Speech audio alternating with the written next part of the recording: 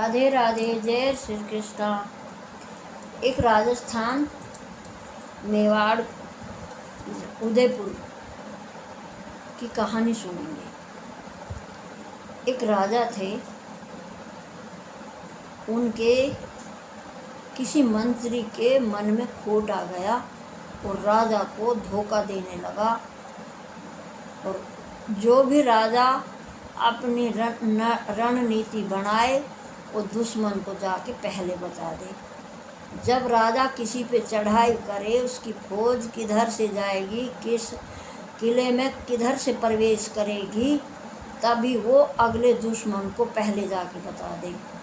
ऐसे बता बता के उसने राजा को धोखे से मरवा दिया।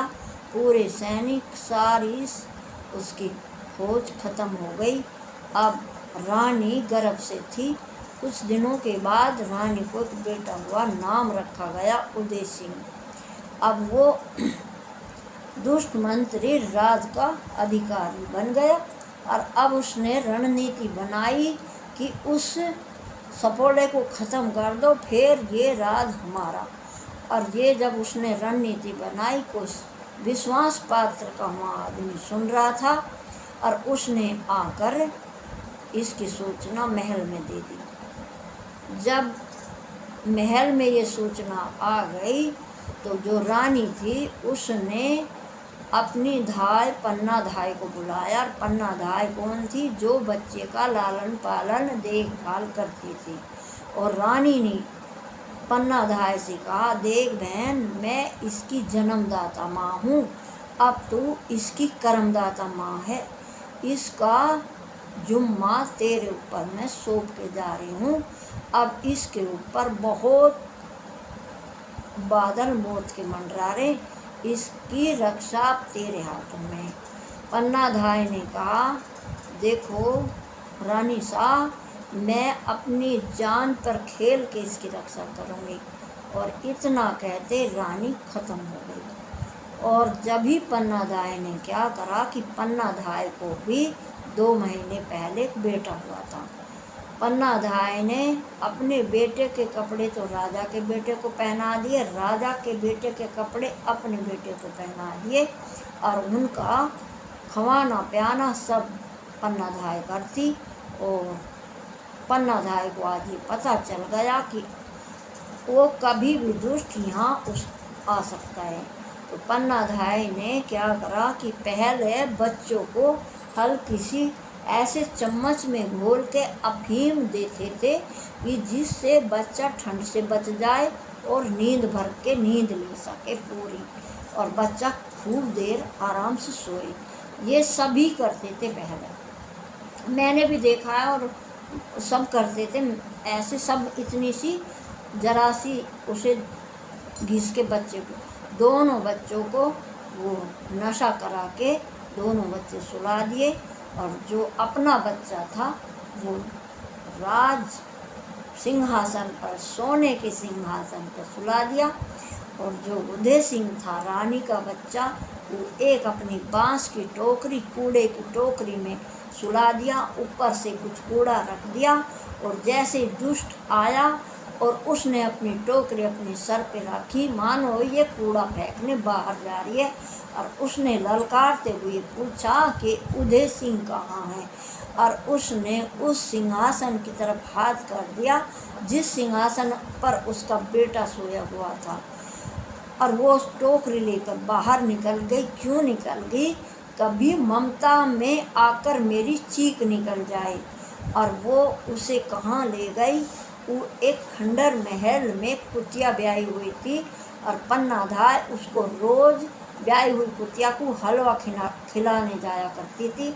आज पन्ना धाय उदय सिंह को कुतिया के पार छोड़ आई और कुतिया के थनों से उसको मुंह लगा के कुतिया को इशारा दे दिया कि कुतिया इसको दूध पिलाना। और कुतिया के पार छोड़ के जल्दी से आ गए, किसी को कोई खबर ना लग जाए। और जब वो आई और उसने देखा कि उसके कलेजे का टुकड़ा पलंग पे ना जाने कितने टुकड़े हुए पड़े, आकर पलंग के पास खड़ी होकर कहने लगी, बेटा मुझे माफ़ करना, जब माँ कोई बेटे को जन्म देती है तो इस भारत भूमि को समर्पित कर देती है कि तू अपने देश की रक्षा करना। मैंने तेरा बलिदान राजा के बेटे को बचाने के लिए दे दिया। अगर तू मेरे पास ना होता तो मैं राजा के कुल दीपक को ना बचा पाती। मुझे कलंक में ना कहे कोई, बेटा तू मुझे माफ़ करना। और माता ने अपने बेटे को मरवाना क्यों चाहा? क्योंकि ये तो एक मामूली सी पन्नाधाय का बेटा है और ये एक राजा का कुल दीपक है, राजघराने का दीपक है। राजकाज करेगा, अपनी प्रजा का पालन करेगा, इसका बचना बहुत ज़रूरी है। और उसने जो रानी को वचन दिया था उसे वो वचन भी निभाना था। पन्नाधाय उसे लेकर कुतिया के पास यूँ चली गई कि कहीं मेरी चीख न निकल जाए। अब हर रोज़ कुतिया के पास जाती है और मौका तलाश करती है कि मैं यहाँ से इसे लेकर कब कैसे निकलूँ।